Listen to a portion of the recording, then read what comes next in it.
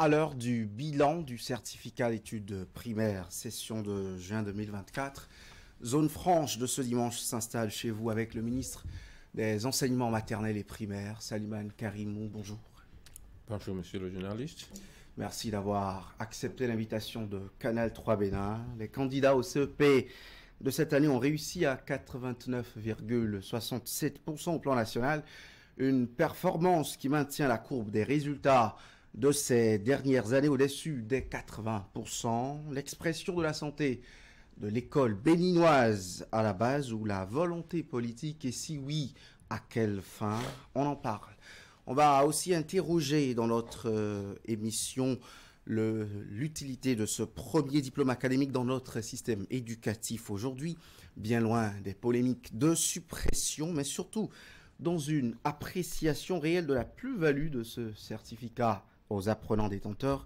Vous l'imaginez bien, le système éducatif dans ses états d'âme est au centre des discussions de cette émission. Notre invité de ce numéro est membre du gouvernement, mais aussi acteur politique. Salimane Karimou était à la tête de la délégation gouvernementale pendant la reddition de comptes récente des membres du gouvernement dans le département du Plateau.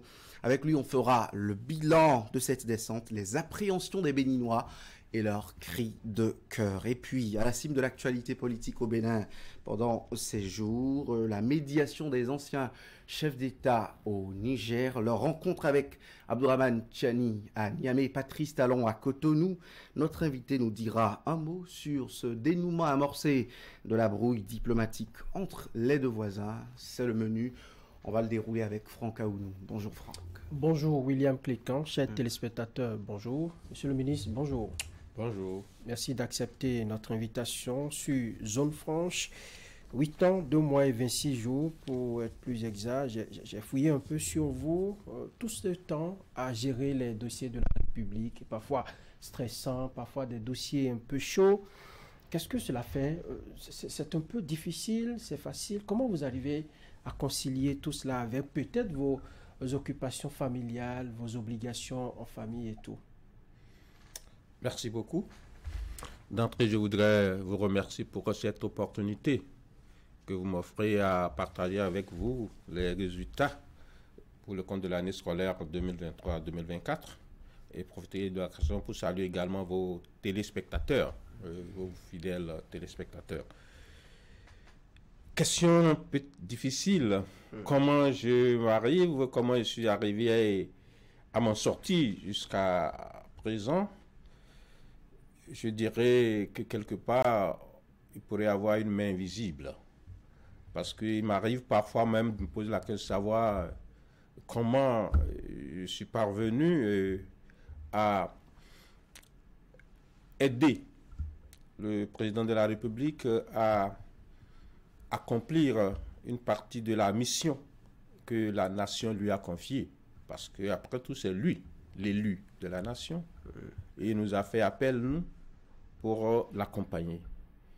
Et pour le sous-secteur qui est le mien, qui est un sous-secteur qui relève du secteur de l'éducation, c'est vrai, en 2016, nous avons fait le diagnostic. Et après le diagnostic, nous avons mis en place, n'est-ce pas, un certain nombre de réformes. Nous avons pris des mesures, nous avons mis en place des stratégies. Mais d'année en année, nous avons constaté avec plaisir que nos attentes sont en train d'être comblées. Et comment on y est arrivé? Il faut de la méthode.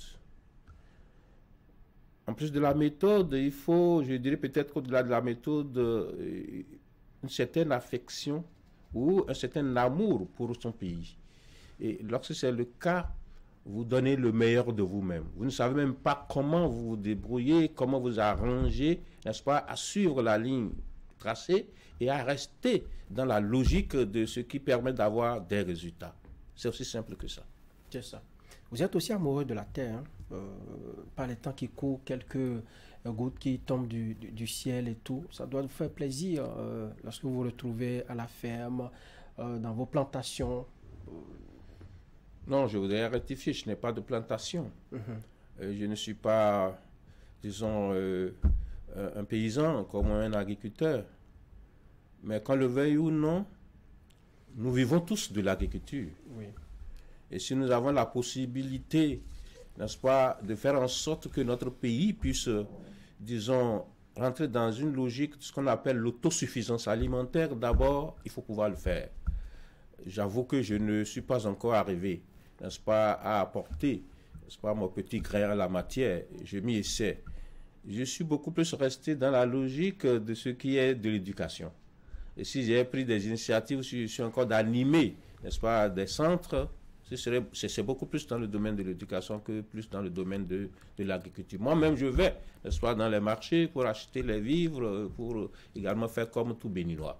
Voyez-vous. Mais la pluie, c'est le bien de Dieu. C'est le bien de Dieu et non seulement elle contribue beaucoup plus à notre alimentation puisqu'il faut la pluie pour avoir les produits agricoles, mais également elle participe de notre bien-être. Après la chaleur, il faut quand même le froid pour amondir les choses. Donc là, c'est une bonne chose et elle est à saluer. Mais j'ai dit dans une réflexion qu'aujourd'hui, nous devons, pour assurer ce que j'appelle tout à l'heure l'autosuffisance alimentaire et améliorer, n'est-ce pas, nos productions agricoles, nous devons aller au-delà des saisons pluvieuses. Nous devons travailler beaucoup plus aujourd'hui pour maîtriser l'eau. Voyez-vous, dans mes échanges avec les paysans et avec mes frères et sœurs au village, je dis, si l'on finit de mettre en place, n'est-ce pas, le terrain, le champ, on fait le labour, après le désherbage et tout ça, on plante, on sème, et si la pluie n'est pas au rendez-vous, c'est des efforts perdus. Alors, qu'est-ce que nous faisons pour que nos efforts ne soient plus vains à la matière, même s'il n'y a pas la pluie? Alors, il faut pouvoir avoir quand même à manger et travailler. Et nous sommes déjà en train de travailler là-dessus. Et le gouvernement est également sur cette lancée-là à faire en sorte que vraiment qu'il puisse voir aujourd'hui, vous avez la crise de la tomate sur le marché. Vous avez la crise du piment sur le marché. Ça veut dire qu'on est incapable, n'est-ce pas, de maîtriser l'eau qui nous permet d'avoir nos produits agricoles, produire à toute saison, quelle que soit, n'est-ce pas, la situation, et avoir toutes les techniques et tout ce qu'il faut comme intrants, n'est-ce pas, pour préserver nos productions et pour préserver d'abord, disons, nos semences, nos semis et tout ça, et avoir, n'est-ce pas, de bonnes récoltes. Donc c'est cela qu'il faut. Salimane Karimou, près de 90% au CEP 2024. Au ministère des Enseignements maternels et primaires, quelle lecture on en fait?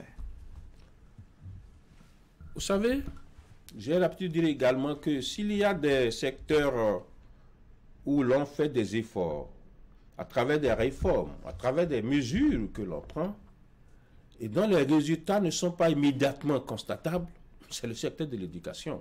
C'est après plusieurs années, n'est-ce pas, de mise en œuvre que vous avez, n'est-ce pas, les résultats de vos efforts. Et c'est ce qui vient de se passer. Et il faut remonter au passé pour se demander, mais qu'est-ce qu'on a pu faire après le diagnostic de 2016, que tout le monde connaît? Le certificat d'études primaires, en 2016, a donné les résultats que vous connaissez. On l'a dit à foison. 41% de taux de réussite au plan national. Okay? Alors, il fallait mettre en place, n'est-ce pas, le dispositif qui permet d'améliorer ces résultats au fil des années. Que ce soit au niveau du programme d'action du gouvernement et ensuite par rapport aux stratégies, aux techniques et aux autres mesures mises en place, on est en train de constater que nos efforts, n'est-ce pas, sont en train de donner leurs fruits. En 2017, ça s'est amélioré légèrement parce qu'on a pris des mesures. Les premières mesures consistaient d'abord à renforcer la capacité, n'est-ce pas, des enseignants, et même d'abord. Et avant de pouvoir dire qu'on renforce leur capacité, il fallait s'assurer que toutes les classes ont des enseignants qualifiés. Le gouvernement a travaillé pour cela. Même s'il y a des disparités par endroit, même s'il y a encore des vides à combler aujourd'hui, je peux vous dire qu'en matière, n'est-ce pas, de dotation de nos écoles en enseignants qualifiés, aujourd'hui le Bénin peut se dire qu'il est à l'aise. Il y a un enseignant dans chaque classe au Bénin aujourd'hui? Il y a un enseignant dans chaque classe aujourd'hui, je le dis, dans tous les arrondissements, avec sur tous les départements, dans tous les villages. Je fais la différence, je fais la nuance en ceci. J'ai parlé de disparité tout à l'heure. Vous savez, un État, c'est une structure bien organisée. Vous savez, nous, on connaît le nombre d'enseignants qui émargent au budget national. On connaît le nombre. Que ce soit fonctionnaire de l'État, agent contracteur du droit public de l'État et nos frères aspirants au métier d'enseignant aujourd'hui, on connaît le nombre. Nous savons combien de classes ou combien de salles de classe obtiennent les subventions de l'État aujourd'hui. C'est-à-dire, lorsque une classe est subventionnée, et je vous le dis au passage, une classe aujourd'hui est subventionnée à hauteur de 150 000 francs l'an, juste pour le fonctionnement, à raison de 3 000 francs par tête d'écolier, parce que c'est prévu que dans chaque classe, il y ait 50 apprenants. Alors, lorsqu'on connaît le nombre de salles de classe subventionnées, en fonction du nombre d'enseignants, toutes catégories confondues, alors on peut dire qu'avec les mesures que nous avons prises aujourd'hui, nous avons résorbé totalement le déficit. Mais qu'est-ce qui se passe très souvent? Et on dit, il y en a encore, il y en a encore. D'une manière ou d'une autre, on est habitué à ce phénomène-là qui concerne que les communautés, à la base, peut-être sur leur propre initiative, peut-être sur l'initiative d'un élu ou de quelqu'un, soit que se dit un mécène de la localité, prennent des initiatives d'ouverture, n'est-ce pas, de salles de classe ou d'école. Lorsqu'on a déjà une dizaine, une quinzaine d'apprenants dans le milieu, on se dit, à ceux-là, il faut pouvoir leur ouvrir une école au lieu qu'ils fassent de longues distances. Très souvent, ce ne sont pas des longues distances. Voyez-vous, c'est des, je dirais, des volontés personnelles. Mais ça ne se passe pas comme ça. Une école créée suppose qu'il y ait un directeur, suppose qu'il y ait des enseignants là. C'est pourquoi c'est régi par un test. Et lorsque la communauté qui est autorisée à demander la création prend les dispositions en mettant en place d'abord l'infrastructure en matériaux définitifs, ce n'est pas un matériau précaire, cela relève, n'est-ce pas, des obligations de la communauté avant de demander, équiper un mobilier, et donne la preuve qu'il y a assez d'apprenants, au minimum 25 dans la localité. Ce n'est qu'à ce moment-là que la communauté écrit et demande. Et sa demande formulée est contresignée par le maire de la localité. Et ça remonte. Et ça passe par, disons, des instances, n'est-ce pas, mises en place à cet effet. Et quand je parle d'instances, je parle de conseils consultatifs. Il y en a au niveau de chaque département, il y en a au niveau national. Et c'est dans ces instances-là qu'on apprécie, n'est-ce pas, la pertinence de la création de l'ouverture. Et lorsque l'on ne respecte pas tout ça là, à la base, et l'on crée, parce qu'on a quelques enfants, et quelques... Et surtout qu'il y a un besoin. Il y a un besoin, ok. Peut-être l'école d'à côté est à moins de 200 mètres même, mais chacun veut avoir une école dans son quartier, ce qui n'est pas tout à fait normal.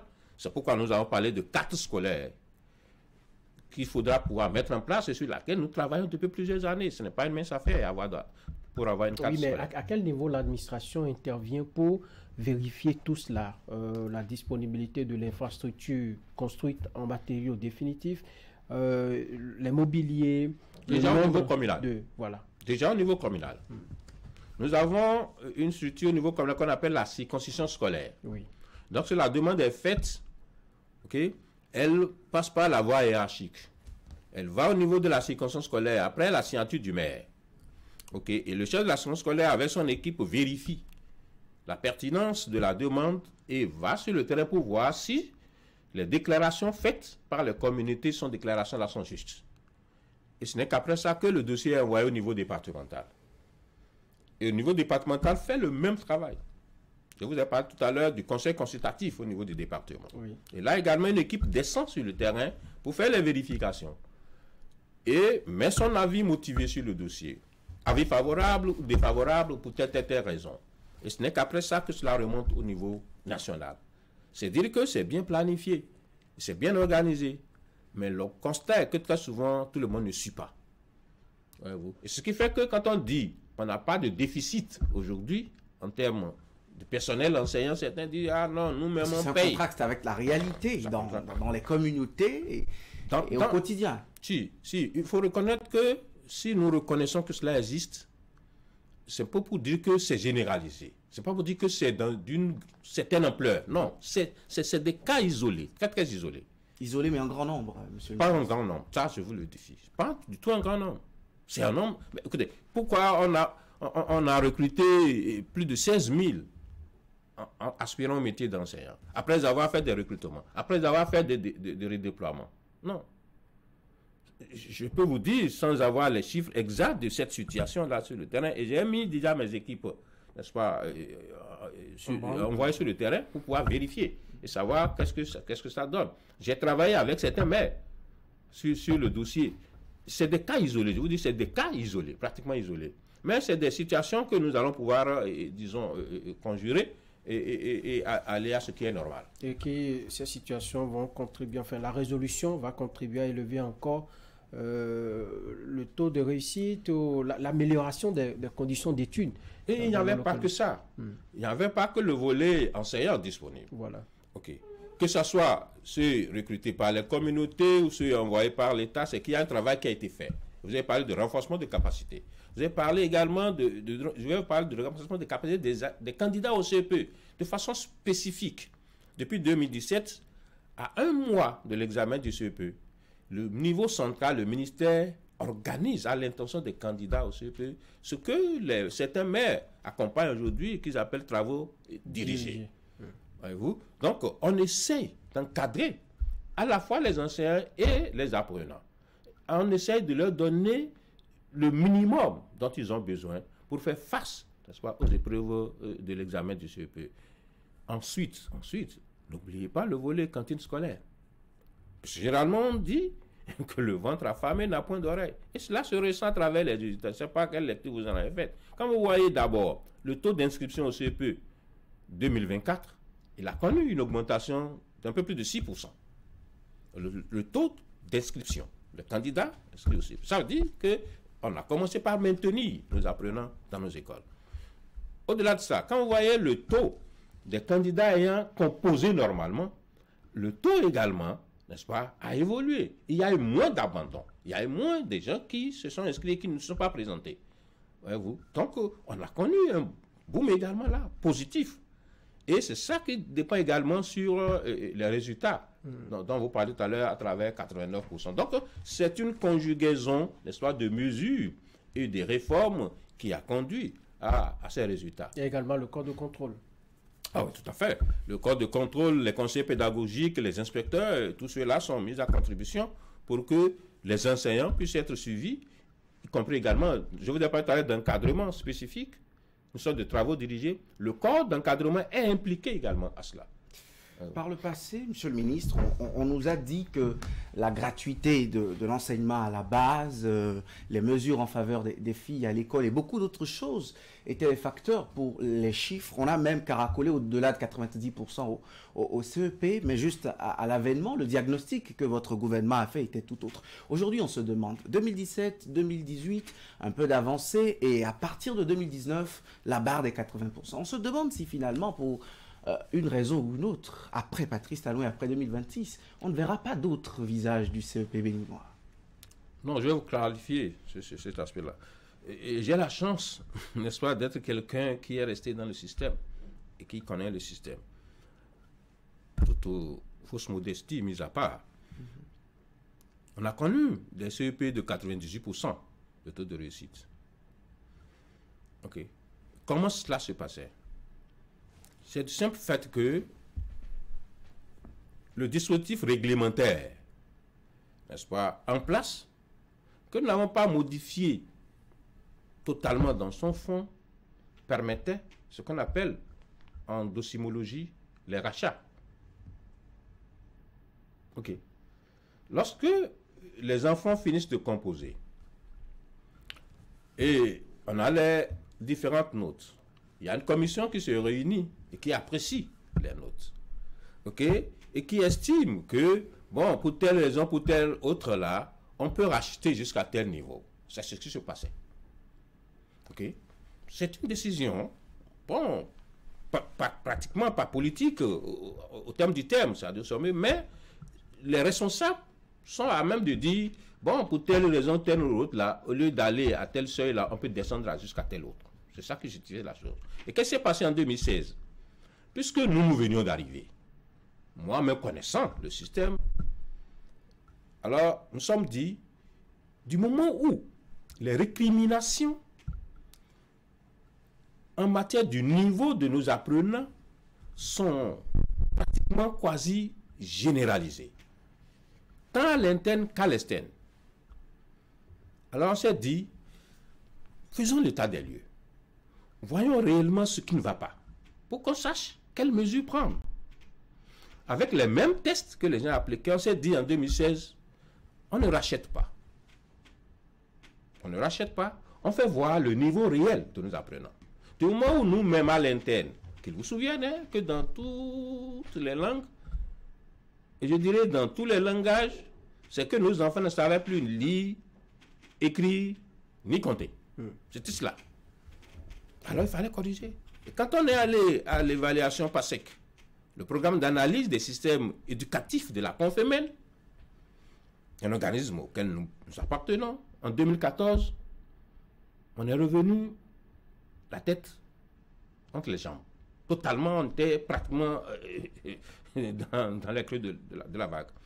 On s'est dit, quand on prend les deux éléments ensemble, résultat PASSEC, avec 10 autres pays, et nous-mêmes à l'interne, alors quand on prend les résultats de 2016, on constate qu'il réellement y a problème. Alors on a dit, on ne rachète pas, on fait voir le niveau réel, et on a pris des mesures. C'est ce qui a fait qu'à partir de 2017, avec les mesures que vous avez tout à l'heure, n'est-ce pas, le renforcement de capacités et des enseignants et des candidats, la mise en place d'enseignants, n'est-ce pas, pour toutes les classes, le programme des cantines scolaires, la mise à disposition des kits pour les apprenants, le suivi régulier des apprenants, on est passé à 64% et quelques pour la première année, la deuxième année à 65%, et après, ça ne commence pas à grimper parce qu'on n'a pas baissé la garde. On a continué, n'est-ce pas, d'accompagner les apprenants tout en mettant à leur disposition également à la fois des annales pour l'enseignant et pour l'apprenant. Le niveau a changé, Salimane Karibou, le niveau des apprenants. On a parlé tout à l'heure de lire, compter. Aujourd'hui, est-ce que 8 ans après, on peut se targuer d'apprenants ayant le certificat d'études primaires d'un niveau drastiquement supérieur et différent de celui d'il y a quelques années? Peut-être avant d'aller même en fin de cycle, prenez déjà même en début de cycle, au niveau des cours d'initiation et du cours préparatoire. Lorsqu'on est allé au plan régional, peut-être voire même international, à l'évaluation PASSEC de 2019, on s'est retrouvé un peloton de tête. Parce que nos apprenants ont su maintenant développer les compétences attendues d'eux. Au regard de tout ce que vous avez dit tout à l'heure, des réformes, des mesures et des dispositions qu'on a prises. Vous, que ce soit en français et en mathématiques, on a fait de bons spectaculaires. Et c'est ça qui justifie les résultats que nous avions eu au plan national aussi, à partir de 2017. Voyez-vous? Donc, et mieux, tous ceux qui viennent, je peux vous mettre à l'essai, essayez d'interroger vos apprenants, vos enfants, si vous en avez au primaire. Surtout dans le public. Parlons pas du privé, parce qu'au niveau du privé, c'est une situation différente. Vous savez, quand vous interrogez tous les résultats, les enfants qui sont dans le privé, très souvent, sont mieux encadrés et développent mieux les compétences que ceux qui sont dans le public. Mais aujourd'hui, c'est pratiquement le contraire. Ça a commencé par ça. Beaucoup l'ont dit.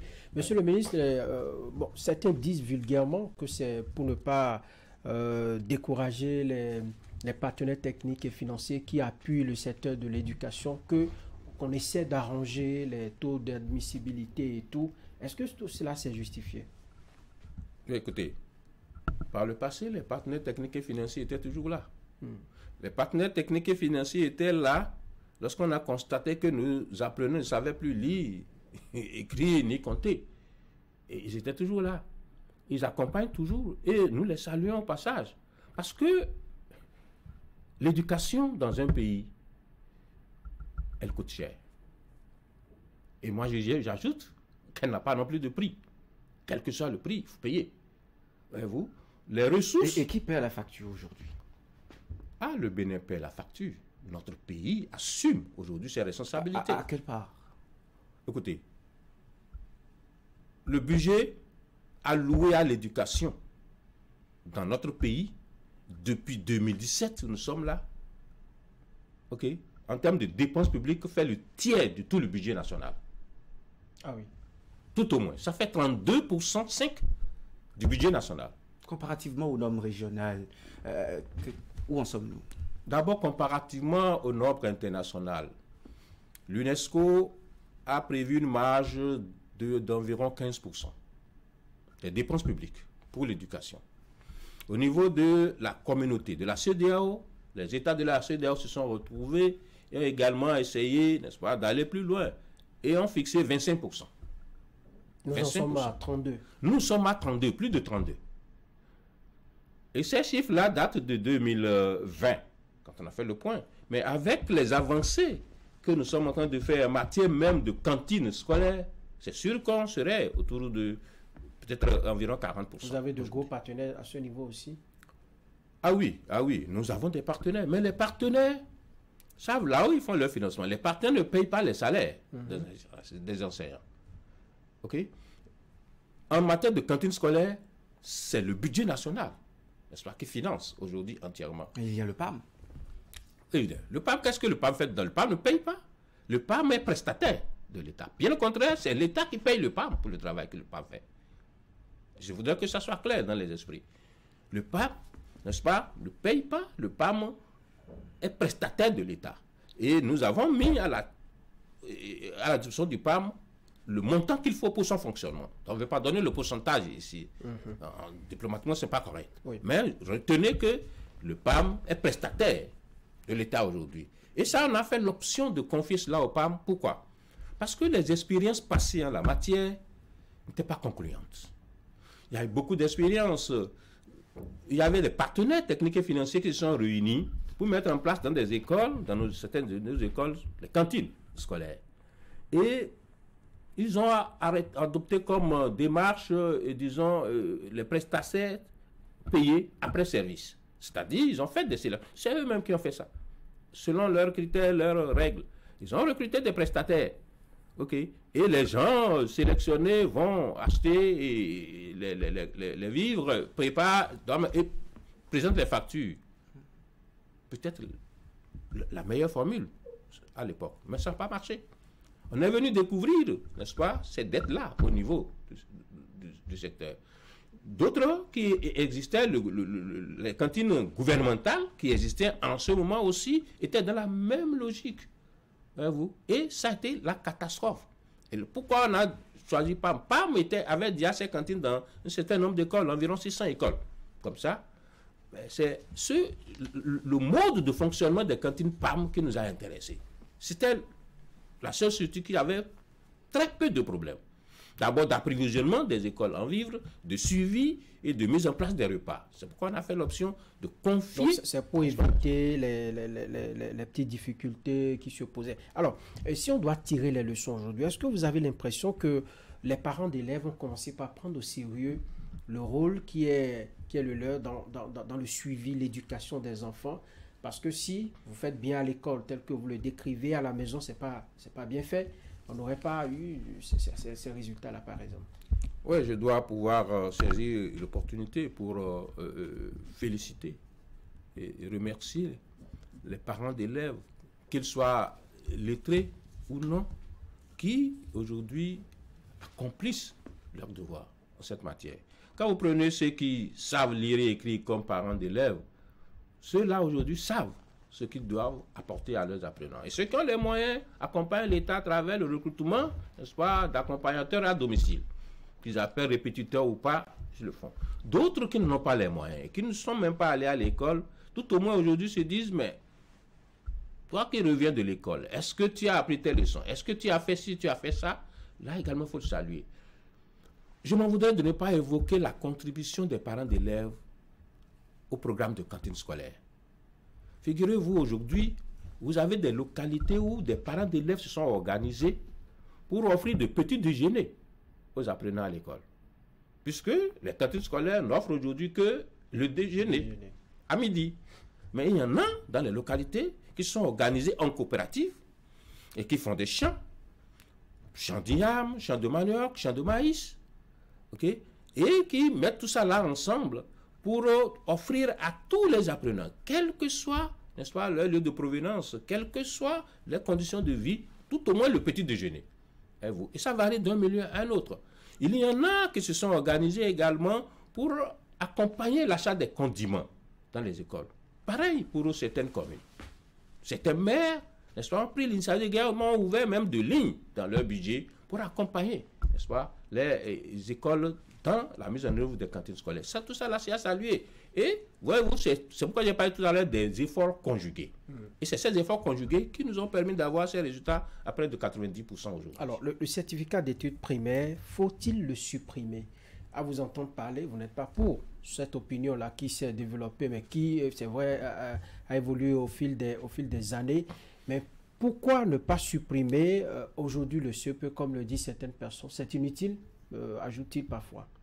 Que le CEP soit inutile. Peut-être, je ne sais pas. Avant le CFM, ça permettait tout au moins aux conducteurs de véhicules de gagner de jobs, de trouver des jobs, en tout cas dans la société. Aujourd'hui, pratiquement avec le CEP en main, vous n'êtes bon à rien, en griffe. C'est bien que vous ayez mis ça entre griffes, mais je vous dirais que ce n'est pas totalement conforme à la réalité. Vous savez, au certificat d'études primaires 2024, là, nous avons eu 229 candidats libres. Et le plus âgé de ces candidats libres-là a 61 ans. Alors, posez la question de savoir, mais qu'est-ce qu'il va chercher à 61 ans? Qu'est-ce qu'il va chercher à 61 ans? À 61 ans. Parce qu'il en a besoin. Simple défi avant de... Parce que pratiquement. Vous, c'est parce qu'il est certainement dans un métier, dans une fonction qui lui réclame. À 61 ans. À 61 ans. Non, mais c'est l'âge de la retraite, monsieur le ministre. Quelle Avant, fonction à 61 ans? Peut-être un pur plaisir ou des caprices. Quand vous parlez de l'âge de la retraite, quelqu'un vous raisonnez en fonction de ceux qui sont dans la fonction publique. Maintenant, ceux qui sont dans la fonction... Moi, j'ai rencontré un candidat libre. Pas cette année, il y a quelques années. Il avait 54 ans. Et je lui ai demandé qu'est-ce qu'il vient chercher. Il me dit, monsieur le ministre, je suis photographe de formation. Mais j'ai voulu développer, n'est-ce pas, mon métier. Et j'ai pris des contacts à l'extérieur et j'ai trouvé des partenaires qui veulent m'aider à développer mon secteur. Et ils m'ont demandé qu'est-ce qui justifie que je suis allé à l'école. Une fois. Alors je me suis débrouillé pour leur produire un certificat de scolarité qui atteste que je suis allé au moins à l'école primaire. J'ai envoyé, ils m'ont dit non, que ce n'est pas suffisant, que ça peut se fabriquer à tous les niveaux. Il faut que tu obtiennes quelque chose qui atteste que tu es allé à l'école. À part ces formalités, monsieur le ministre, le CEP aujourd'hui, substantiellement, je vais vous dire ceci. Il permet de faire quoi? Il y a beaucoup de choses. Ça peut évoluer dans le temps, mais je ne veux pas encore arriver là. Je vais vous dire ceci. Aujourd'hui, quand vous prenez les tests que nous avons dans le pays, je commence par la loi, n'est-ce pas, portant statut général de la fonction publique au Bénin. Allez le lire.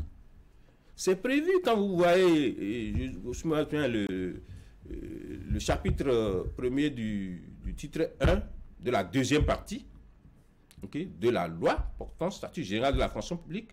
Et c'est là où on a structuré les professions. C'est intitulé structure professionnelle.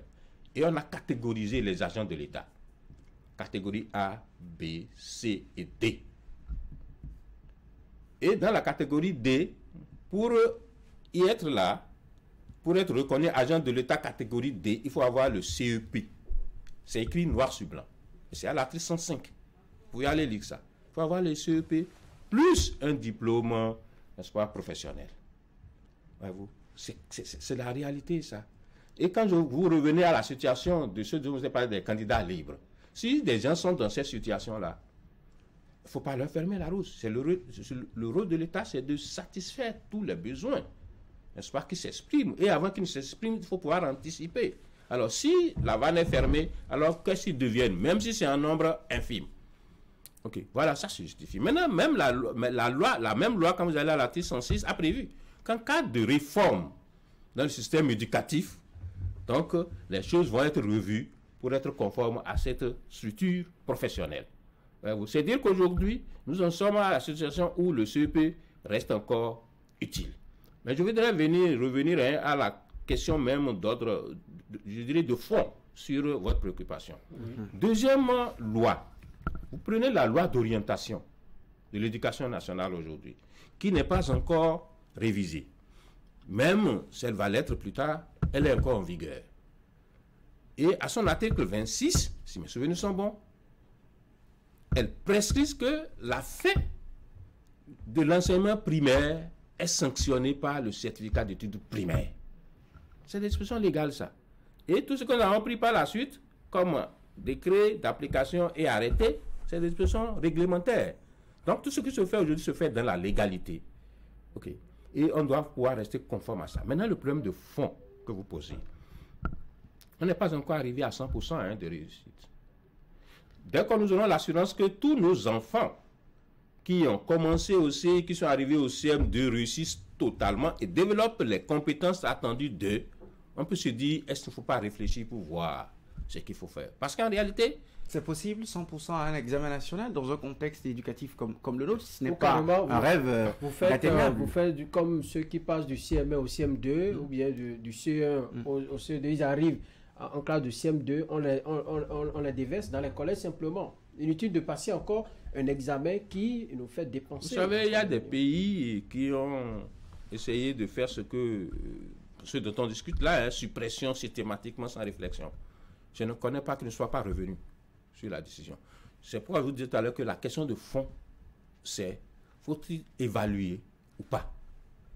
Avant d'aller à un niveau supérieur, faudra-t-il faire évaluer? Faudra faire une évaluation pour s'assurer que ces apprenants-là qu'on veut envoyer à un niveau supérieur ont réellement les compétences. Sinon, il est coûteux, le CEP, disent les détracteurs. Et je réponds à ceux-là que lorsqu'ils disent que l'éducation coûte cher, ils n'ont qu'à essayer d'inventer le prix de l'ignorance. Ils vont se raviser. Non. Tout État bien organisé doit prendre au sérieux son éducation. Ce n'est pas question de coût. C'est d'abord la question de pertinence. Je continue de vous dire qu'il y a beaucoup de problèmes là. Moi, ce qui me préoccupe, qui m'a toujours préoccupé, parce qu'on a fait ce débat là longtemps, en 2016, quand je venais d'arriver. Même avec le Conseil national de l'éducation, première mandature, on a fait le débat. Voyez-vous, nous sommes aujourd'hui dans ce qu'on appelle l'éducation de base. Et je voudrais vous faire rapidement ce développement-là. Et notre gouvernement a pris la décision d'étendre l'éducation de base en classe de terminale. Avec la loi d'orientation dont vous avez parlé tout à l'heure, la loi 2003, l'éducation de base s'est arrêtée seulement à la classe 3e. Ça veut dire quoi une éducation de base? Ça veut dire que l'enfant qui entre au CI, même s'il ne passe pas par la maternelle, doit pouvoir arriver en son temps, tout au moins en classe de 3e avant de quitter l'école.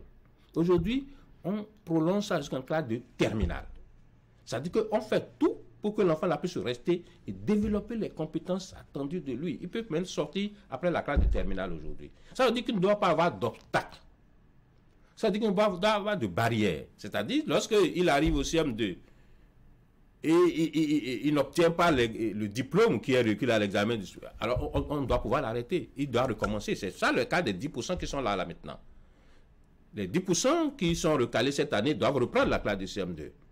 Alors que dans la logique d'éducation de base, il doit continuer. Surtout que la compétence est quelque chose qui se développe au fil des années. Voyez-vous? Mais la véritable question, c'est d'abord de s'assurer que est-ce que ces compétences-là existent. C'est pourquoi il faut évaluer. Okay. Lorsqu'on est d'accord qu'il faut évaluer, qu'est-ce qu'on fait, n'est-ce pas, des résultats de cette évaluation? Nous sommes dans une évaluation sommative, c'est-à-dire on fait le bilan des compétences, on fait le bilan des connaissances. Okay? Donc, moi, je ne suis pas d'avis que l'on dise il faut supprimer parce que ça ne sert plus à rien. Je vous ai démontré tout à l'heure que ça sert encore à beaucoup de choses. D'accord. Ça sert à beaucoup de choses. Ça permet de passer le cap de l'enseignement, enfin, des études primaires à celle secondaire, pardon. Lorsque vous envoyez, vous les déversez dans les collèges, vous êtes le ministre chef de file de l'éducation, des ministres de l'éducation, est-ce que vous faites un calibrage? Parce que là-bas aussi, il y a assez de problèmes. Problèmes de salle de classe, problèmes d'enseignants. Il vous arrive de vous rencontrer pour vous dire, mais le taux évolue chaque année. Arrivez là-bas, est-ce que vous arrivez à les contenir? Vous arrivez véritablement à assurer leur formation? Ce travail-là se fait parce que nous travaillons tous ensemble, même avant l'organisation des examens. Nous connaissons la capacité d'accueil des collèges, des CEG. OK. Et nous fonctionnons en fonction de ces réalités. Et ce qu'il faut faire pour un État, ce n'est pas de sanctionner les apprenants. Ce n'est pas de les empêcher d'aller en avant, de poursuivre leurs études. C'est de mettre en place les infrastructures d'accueil qu'il faut pour les apprenants. Parce qu'eux autres, ils ont droit. Ça se fait.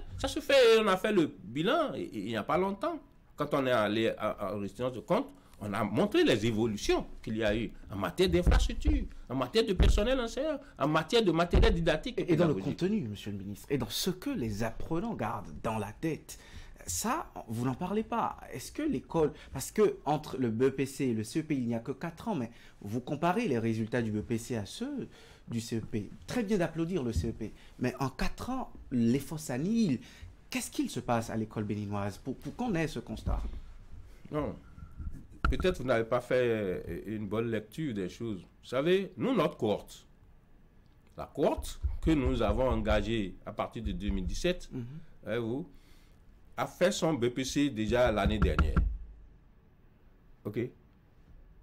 Et nous avons constaté une évolution drastique, tant dans les taux de réussite, mais également dans le développement des compétences, notamment les compétences fondamentales, c'est-à-dire savoir écrire, savoir lire, ce qu'on appelle la compréhension de l'écrit et l'expression écrite.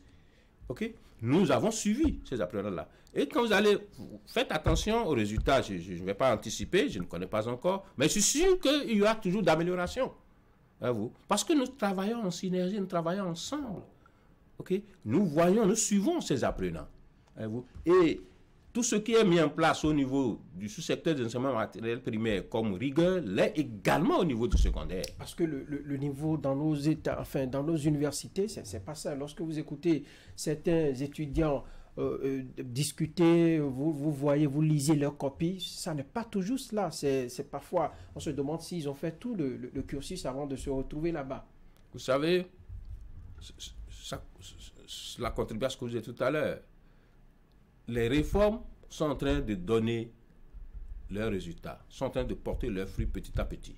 Vous allez constater dans quelques années qu'au niveau du supérieur, ça va changer.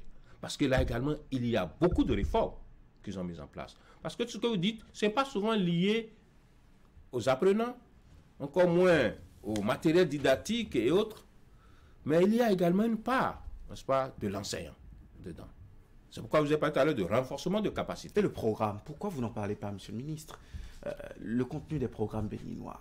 Chez les enseignants, ça boude, chez les employeurs aussi, par endroit, mais quand, dans votre diagnostic, je ne vous entends pas incriminer l'approche par compétence ou nos programmes d'études. Mais vous n'avez pas posé de question sur les programmes d'études, je peux vous en parler. Voyez-vous, vous avez, dans votre commentaire, vous avez, je dis subtilement, dit quelque chose, hein, qu'est-ce que les enfants ont dans la tête? Non, ce n'est pas ça qui est la question aujourd'hui. Lorsque l'on retient une approche, il faut la retenir et travailler pour qu'elle puisse se mettre en place réellement. Vous savez, ce que l'on attend aujourd'hui de l'apprenant, hein, c'est ce qu'il fait. Est-ce que vous me suivez? L'apprenant aujourd'hui, qu'il soit, que ce soit au niveau du secondaire qu'au niveau du supérieur, ce qu'on attend de lui, c'est ce qu'il fait. Je fais bien la nuance entre ce qu'il fait et ce qu'il sait faire. On peut savoir faire, ne pas faire. C'est pourquoi on a parlé de compétences. Vous savez, on n'a pas le temps de parler de ça, parce que vous avez beaucoup de sujets. Cette réforme fondamentale, entreprise après les États généraux de 90, n'est-ce pas, c'est basé sur les réalités socio-professionnelles de notre pays.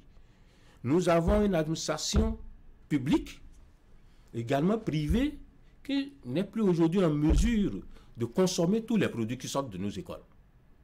Au même moment, nous avons un tissu industriel embryonnaire. Fort heureusement, c'est ces dernières années seulement que nous avons commencé. Et tout le monde salue ce qui se fait à Glodjigbe aujourd'hui à travers la GDIZ. Plaise au ciel que cela perdure et qu'il y ait plusieurs Glodjigbe dans le pays. Et c'est cela. Alors, lorsque vous, dans le système éducatif, vous ne formez que des gens que pour avoir des diplômes, sans qu'ils ne sachent qu'est-ce qu'ils veulent faire et qu'est-ce qu'ils doivent faire de ces diplômes, et qu'ils attendent que quelqu'un les recrute d'abord, on n'est plus là aujourd'hui. C'est pourquoi cette réforme-là, qui nous a amené à mettre en place cette stratégie qu'on appelle la stratégie nationale de l'enseignement, de la formation technique professionnelle fondamentale. On est en train de renverser la tendance. 30% de théorie et 70% de pratique. Pour que lorsque l'enfant sort de l'école, qu'il soit à même de s'auto-employer, qu'il soit à même de créer des emplois. Et si quelqu'un d'autre qui veut l'utiliser, que cela sache qu'il sait faire quelque chose et il le fait. On n'a pas peur que qu'on ait plus d'enfants formés dans les centres de formation professionnelle que des littéraires, d'autres branches de l'éducation. Parce que si on n'a que des techniciens dans le pays... L'admission, vous avez parlé de 30%, tout au moins. 30% pour l'administration. Parce que si ça prend l'engouement également, cela dans le rang des parents qui vont inscrire beaucoup d'enfants dans les formations professionnelles, techniques et professionnelles. Tant mieux, ce serait tant mieux. Vous savez, pour la petite histoire, fort heureusement, j'ai connu cette période-là, la période de l'école nouvelle. La période de l'école nouvelle où il était question de mettre beaucoup plus les écoliers, les élèves, les étudiants dans les métiers. Vous savez, ce qui circulait dans la bouche des parents d'élèves en ce temps. Mais je n'ai pas envoyé mon enfant à l'école pour qu'il devienne menuisier, pour qu'il devienne maçon. Je l'ai envoyé à l'école pour qu'il devienne akoué. Et on a fait échec à ce programme-là. Fort heureusement qu'aujourd'hui, beaucoup comprennent que le salut n'est plus seulement dans l'administration publique ou même dans l'administration privée. Le salut aujourd'hui peut être également dans la prise en charge personnelle, dans la création d'emplois par des gens. Et c'est cela, le défi que nous avons tous à relever. Saliman Karimou, eux, ils nous en voudront si on ne parle pas d'eux dans cette émission. Les AME sont-ils toujours des enseignants spéciaux entièrement à part dans ce Bénin? Les aspirants au métier d'enseignant sont des enseignements à part entière. Parce qu'ils font le même travail que leurs aînés qui sont fonctionnaires de l'État ou agents contractuels de l'État. Tout simplement qu'ils sont dans une situation, n'est-ce pas, qui mérite une organisation afin qu'ils deviennent agents contractuels de droit public de l'État, comme certains aînés également fonctionnaires de l'État. Bref, c'est une manière de vous dire que tous les AM aujourd'hui, que ce soit au niveau de la maternelle, du primaire que du secondaire, n'est-ce pas, sont dans un cadre qui leur permet d'avoir une profession, qui leur permet d'avoir un métier. Ce ne sont pas des gens qu'on va utiliser et après un temps on va leur dire bon, c'est fini, on a fini avec vous. Non. Mais ça, vous le dites depuis 2019. Ça fait combien? 5 ans déjà que la promesse du reversement attend. Et ils considèrent toujours que quand vous dites qu'ils sont à part entière comme les autres, que la réalité n'est pas la même. Le quota horaire et le quotidien, tout ça est théorique dans les écoles. Ce n'est pas ce qui est vu, monsieur le ministre. Je vous remercie. Il y a toujours de la patience dans ce que l'on fait. Vous rentrez dans l'histoire, vous allez voir également qu'il y a toujours une évolution. Prenez l'histoire des anciens jeunes instituteurs révolutionnaires. Je ne sais pas si vous avez entendu parler de ça. Ok? Ils ont vécu leur période, n'est-ce pas, pendant un certain nombre d'années. Vous avez connu la période de ce qu'on appelle instituteurs adjoints stagiaires. Ils ont connu leur période. Et ils ont évolué et ils sont devenus, plus tard après, des agents de l'État, en bonne et due forme. C'est le même schéma. Mieux aujourd'hui que par le passé. En 2019, quand on a commencé, n'est-ce pas, avec les AME, vous savez comment ils ont été traités? Juste pour l'année scolaire. OK? Un an après, on a dit ça, ils vont faire du bon travail. Une évaluation a permis au gouvernement de dire, ah, on peut faire mieux que ça. Et ils sont passés à 9 mois de salaire. OK? Plus à 10 mois. OK? Et tout récemment, évaluation toujours concrète, vous avez vu toutes les mesures qui ont été prises en leur faveur. La décision de leur reversement en agent contractuel du droit public de l'État est prise. Elle est sans équivoque. Tout ce qui reste... C'est sincère, monsieur le ministre? OK. Vous voulez que le gouvernement se dise et se dédise? Parce que là-dessus, ils sont plus qu'impatients. Peut-être vous. Eux-mêmes, certainement. Nous avons des frères et sœurs. C'est pas du métier. Mais je suis avec eux tous les jours. Rassurez-vous. Je suis avec eux tous les jours. Et je discute avec eux tous les jours. C'est vrai. L'homme a toujours, disons, tendance à rechercher le meilleur. Et il doit pouvoir se battre pour avoir le meilleur. C'est pourquoi je dis, on discute tous les jours. Tout ce qui reste, c'est des questions de modalité. Et ils sont rassurés, moi je les rassure. Même quand, là maintenant, je vais lire leur message. On s'écrit, on échange tous les jours. Voyez-vous, ils n'ont Ça n'est pas aucun arrivé souci. parce que le gouvernement a peur de se brûler les ailes par rapport aux charges salariales. Est-ce que ça va coûter au budget national? C'est ça? C'est pourquoi vous ménagez toujours... Dans un premier temps, je dois pouvoir dire ceci. Quelqu'un l'avait dit, et ce n'est pas faux. Gouverner, c'est prévoir.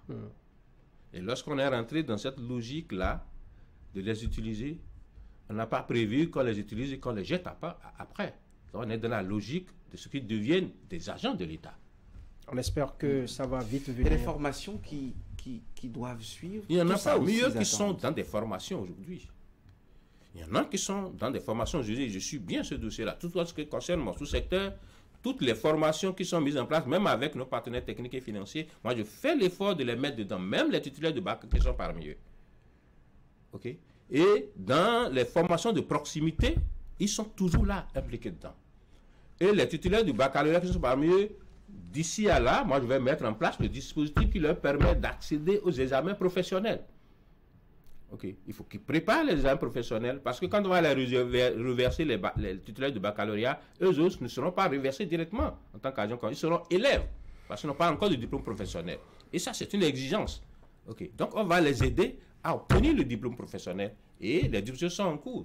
N'est-ce pas? Et vous allez constater, avant la rentrée de septembre 2024, que quelque chose dans ce sens-là est fait pour eux.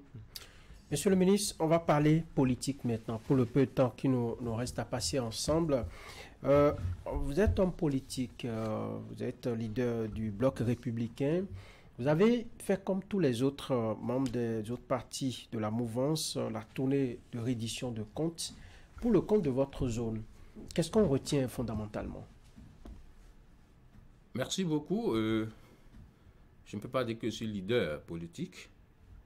Je dirais que je suis membre d'un parti politique, notamment le Bloc républicain. Et membre du gouvernement, je suis un homme politique. De fait. De fait. Et je l'assume, mais je suis actif au plan politique. C'est l'autre façon d'aider Patrice Talon aussi. D'aider notre pays. Je ne suis pas souvent de ceux qui ramènent tout à une personne. Non. Au-delà de la personne du président de la République, il y a toujours notre pays. Et notre pays, pour ma part, est au-dessus de tout. J'ai coutume de dire que les hommes passent, mais le pays reste. Nous allons partir, mais le pays va rester. C'est pourquoi je réserve toujours un pays. Ce que je fais, c'est pour le pays. Pour la nation. Pour la nation. Si ce n'était pas programmé cette reddition de comptes, il fallait le faire. Parce que le constat est que nos populations attendaient. Elles voulaient du moins entendre de notre bouche, n'est-ce pas, la vérité. Parce que du fait de notre absence, je dirais, prolongée sur le terrain de façon, je dirais, récurrente, l'intoxication a pris le pas sur les bonnes informations. Le constat est que les gens, quand on a passé les informations, ont dit, mais vous avez fait tout ça? Mais nous ne savons pas. Les gens sont dans les localités, ne savent même pas que dans ces projets de prodiges, il y a des enfants de la localité qui ont bénéficié de formation, qui ont bénéficié de soutien. Dans le cas des projets de kits scolaires, les gens ne savent pas s'il y a des gens de la localité qui en ont besoin. Est-ce que cela ne voudrait pas dire que les actions n'impactent pas pour autant? Est-ce que ce n'est pas cette lecture qu'il convient de faire plus tôt? Vous savez, avant qu'une action n'ait d'impact, comme vous le dites, il faudrait qu'elle soit menée à une hauteur, n'est-ce pas, je dirais, très élevée. C'est-à-dire, lorsque vous prenez 100 personnes, que vous ayez déjà 90 personnes, n'est-ce pas, qui, n'est-ce pas, ont bénéficié de la chose. Et il y aura une minorité qui va dire, ah non, non. C'est ça qui fait la différence entre le programme des cantines scolaires et d'autres programmes. Quand vous parlez de cantines scolaires aujourd'hui dans le cas, vous dites, ah oui, on a vu. Mais c'est cela, la différence. Mais par contre, d'autres projets qui sont là et dont les gens bénéficient, alors que c'est des projets qui sont pratiquement à leur début, Alors, si nous ne savons pas, c'est comme si rien n'est fait. Au-delà de ça, lorsque vous prenez le volet infrastructure routière, problème d'asphaltage, même dans nos localités, où on a mis dans la tête des gens, on ne mange pas du goudron, on ne mange pas la route. Mais il fallait expliquer aux gens qu'ils bénéficient, n'est-ce pas, de la route, qu'ils vivent de la route. Mais il fallait le leur dire. Si on n'était pas là pour le leur expliquer, pour dire, mais le fait que la route est carrossable, le fait que la route est praticable, et la route te permet de sortir de ta maison d'un point A pour aller à un point B, et sans difficulté. Et tu ne rentres pas avec des courbatures. Et les sous que tu dois prendre pour te nourrir serviraient à aller à l'hôpital. Tu vis déjà de la route. Le fait que ta moto ou ton véhicule n'ait plus de panne régulière et que les sous que tu vas dépenser pour réparer les amortisseurs et autres là sont utilisés à nourrir ta famille, tu vis déjà de la route. Il fallait expliquer ça aux gens. Quels sont leurs cris de cœur, les populations? Quelles sont les choses qu'elles vous ont dites et que vous avez reversées à Patrice Talon? Ou que vous avez reversé au gouvernement? Ce que nous avons reversé au gouvernement, c'est que tout le monde demande qu'il y ait de l'électricité partout. Et au même moment. Tout le monde demande qu'il y ait de l'eau partout. Et au même moment. Ok.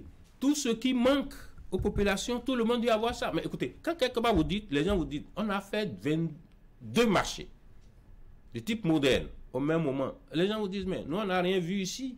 Ça dit qu'ils veulent avoir tout à la fois. Il fallait leur expliquer que non, c'est une programmation. Si on a pu un peu de temps faire 22 marchés à la fois, ça veut dire que votre tour arrive. Et que dans les prochaines années, lorsque la dynamique est maintenue, vous aurez également vos marchés. Les stades, n'est-ce pas, de type moderne qui sont conçus un peu partout. Les gens demandent, et pour nous, quand est-ce que nous allons l'autre part? C'est de bonnes revendications. Oui, monsieur le ministre, il n'y a pas des options que parfois le gouvernement prend et qui parfois le desservent. Je prends le cas des marchés. C'est construit depuis des mois. Les gens réclamaient l'ouverture et c'est seulement maintenant qu'on a commencé par ouvrir cela. Ça aurait pu vous apporter un gain sur le plan politique, mais également permettre aux populations de constater ce que vous faites de réel, de palpable. De toutes les façons, les marchés qui sont construits sont visibles. Et on voit. Donc, il n'y a pas, disons, le problème, ce n'est pas de voir, c'est d'intégrer, de vendre à l'intérieur. À des coûts abordables. C'est tout ce qu'elles voulaient, les populations. Et ce que vous dites conforte ma position comme quoi l'homme reste toujours insatisfait. Et quand tu offres un, il en bénéficie, ou bien il ne bénéficie pas encore, il demande 2 ou 3, 4. C'est déjà quelque chose de bien d'avoir franchi le pas. C'est construit, c'est là. Ok. Les formalités d'intégration sont en train d'être remplies. Vous avez commencé, on a démarré l'ouverture des marchés. Vous savez, ce qui caractérise notre gouvernement, et nous en sommes fiers, même si ce n'est pas de l'autosatisfaction, on n'est pas dans l'approximation. Je vous répète, nous ne sommes pas dans l'approximation. Quand on veut faire, on fait bien. Lorsque c'est construit et on constate qu'il y a encore quelques failles à l'intérieur, il faut corriger avant d'y mettre nos citoyens. Monsieur le ministre, là où vous avez moins bien fait, même si le temps est parti, vous devrez dire un mot là-dessus. C'est la crise Bénin-Niger, la médiation des anciens chefs d'État, le dénouement amorcé, le communiqué conjoint des autorités nigériennes et des chefs d'État, la rencontre avec Patrice Talon. Tout ça, ça vous inspire quoi? Ce qui me gêne, c'est votre appréciation que nous avons moins bien fait. Elle est celle de beaucoup d'autres Béninois. Oui, certainement. Mais pas tous les Béninois. Et pas la majorité des Béninois. Le contexte actuel et les démarches en cours et les initiatives qui sont en train d'être prises ne me permettent pas, en ce moment-ci, d'opiner valablement sur la question. Mon souhait est que toutes ces initiatives et toutes les démarches officielles comme officieuses qui se mènent en ce moment nous permettent d'avoir des résultats. Nous permettent de mettre ensemble les deux peuples, le peuple nigérien et le peuple béninois. C'est cela qu'il est question. Quitte à notre position sur la question, ma position personnelle, qui est celle du gouvernement. Je vous en parlerai plus tard. Parce que l'heure, pour ma part, ne doit plus être à la polémique. C'est comment nous sortons de la crise qui est le plus important. Oui, mais dites-nous, monsieur le ministre, est-ce qu'il y a espoir de ce qu'ils ont ramené dans leur valise de Niamey, ces deux anciens chefs d'État? Est-ce que ça promet? Je ne saurais vous le dire. C'est très réservé, monsieur le ministre. C'est vrai, nous sommes sur zone franche. Vous savez, j'ai appris d'un ancien, paix à son âme, lorsqu'il disait que en politique, ce qui se fait à l'insu de tout le monde, ce qui se dit à l'insu de tout le monde est plus important que ce que tout le monde voit, ce que tout le monde entend. Voyez-vous, c'est assez complexe, les questions de politique, de géopolitique, de géostratégie. N'est-ce pas dresser le lit à la polémique, à l'intoxication, que vous êtes appelé plus tard à déconstruire, et parfois très difficilement? Il vaut mieux dire les choses pour qu'on puisse s'en tenir à l'essentiel, non? Beaucoup de choses sont dites, et beaucoup de choses se disent actuellement.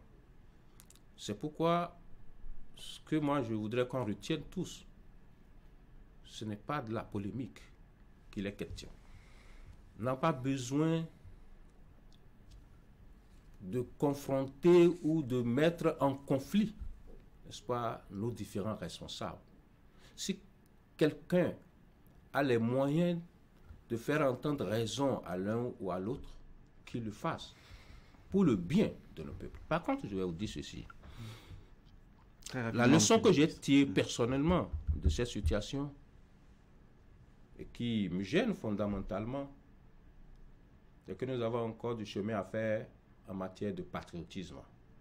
Pour ce qui nous concerne au Bénin, nous avons encore du chemin à faire en matière de patriotisme. Mieux, c'est que nous avons encore du chemin à faire en matière de discernement.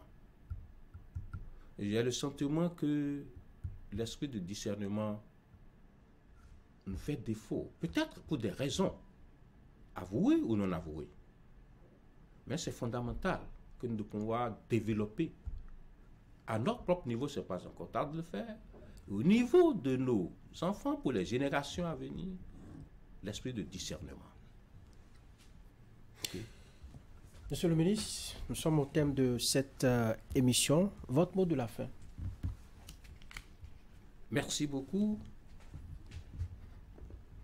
Pour ce qui me concerne de façon fondamentale, la question d'éducation, je dois pouvoir rassurer les uns et les autres que l'école publique béninoise a retrouvé sa lettre de noblesse. Aujourd'hui, en matière d'éducation, le Bénin se porte très bien. Et notre souhait est qu'il en soit ainsi pour longtemps. Salimane Karimou, ministre des enseignements maternels et primaires, l'invité de Zone Franche avec William Cliquant. Nous avons abordé plusieurs sujets, notamment en grande partie d'ailleurs le CEPE session de juin 2024. Nous avons fait le point, nous avons parlé des perspectives et nous avons retenu du ministre que l'école béninoise retrouve ses lettres de noblesse. Eh bien, le CEPE, contrairement à certaines opinions, le ministre dit que le CEPE reste encore un diplôme très important dans le système éducatif. Et puis au plan politique, nous avons parlé de tournée gouvernementale. Nous sommes allés au Niger rapidement sur la crise Bénin-Niger. Le ministre conclut que nous avons encore du chemin à faire en matière de patriotisme. C'était Zone Franche.